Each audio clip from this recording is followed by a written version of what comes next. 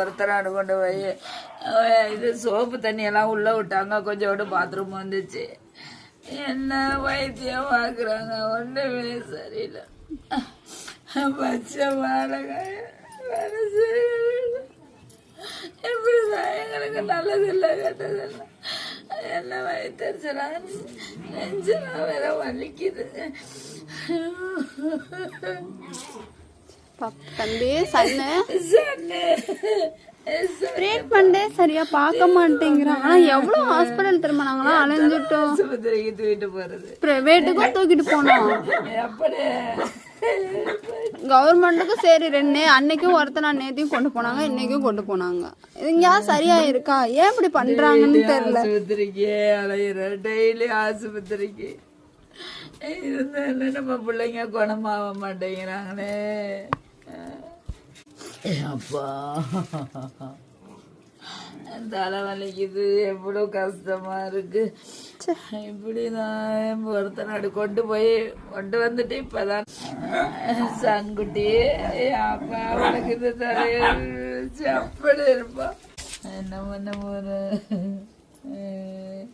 இப்ப அவன்டா தாங்க போயிட்டுடா. சாயந்தரம் 5 மணிக்கு ஆஸ்பத்திரி கொண்டு போகணும்னு டாக்டர்லாம் கரெக்டா டைம் தான் 5 மணி. எமர்ஜென்சிக்குலாம் இங்க பார்க்க ஆளே இல்லை எங்க ஊர்ல எல்லாம். அவங்க ஸ்கேனே பண்ணாம அவங்க பாட்டுக்கு ட்ரீட்மெண்ட் பண்ணிக்கிட்டு இருக்காங்க. ஸ்கேனே பண்ண மாட்டாங்க.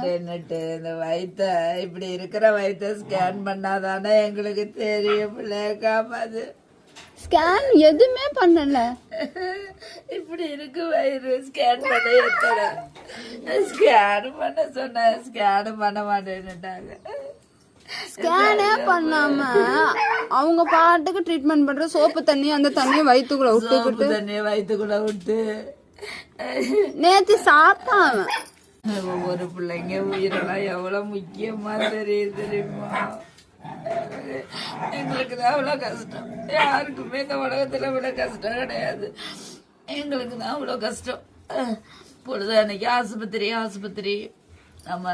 நம்ம செய்ய வந்தது, நம்ம அந்த ஜீவங்களை காப்பாற்ற தான் நம்ம செய்ய வந்தோம். இதனால நாங்கள் எதுவுமே பெரிய சாதனைக்கெல்லாம் நான் வரவே இல்லை.